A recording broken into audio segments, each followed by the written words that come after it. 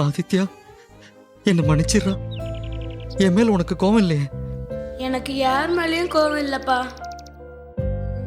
அவனுக்கு யார் மேலேயும் கோவம் இல்லையா? எல்லாரும் செத்ததுக்கு அப்புறம் தான் தெய்வமாவான்னு சொல்லுவாங்க. ஆனா என் பையன் தெய்வமாவே இருக்கான்.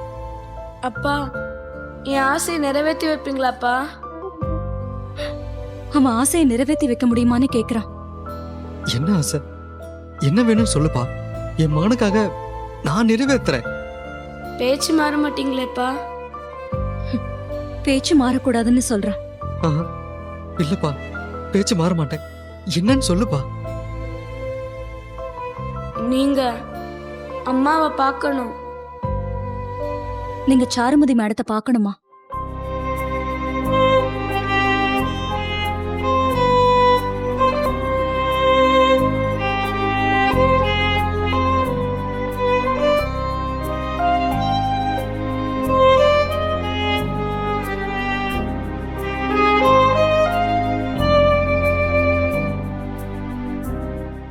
பாவம்பா தங்கச்சி பாப்பா, என்ன இழந்த மாதிரி அவளையும் இழந்துடாதீங்க.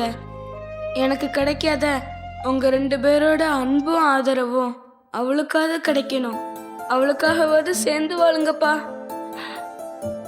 ஆதித்யாவோட ஆசையெல்லாம் நீங்க 2 பேரும் சேர்ந்து வாழணும்னு ஆசைப்படுறான். அவனுக்கு கிடைக்காத அன்பும் ஆதரவும் அந்த குட்டி பாப்பாக்கு கிடைக்கணும்னு நினைக்கிறான். அப்பா, நான் சாகும்போது கடைசியா உங்ககிட்ட சொன்னத நீங்க அம்மா கிட்ட சொல்லவே இல்லப்பா. அத நீங்க அம்மா கிட்ட சொல்லணும். அவன் சாகும்போது உங்ககிட்ட சொன்னத நீங்க சாருமதி மேடத்துக்கிட்ட சொல்லலையா? அதையும் நீங்க அவங்க கிட்ட சொல்லணும்னு ஆசைப்படுறான். ஆதித்யா, ஆதித்யா கண்ணா, டேய் ஆதித்யா. இனிமேலாச்சு அம்மா என்ன நினைச்சு பாப்பாங்களா? ஆதித்யா.